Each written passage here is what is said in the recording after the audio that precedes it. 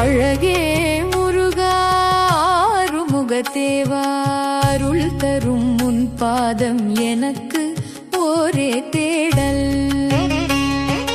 வேல் கொண்டு வந்தாய் வினை தீர்க்கும் வீரா, உன் நாமம் சொன்னால் மனம் சாந்தம் சேரா.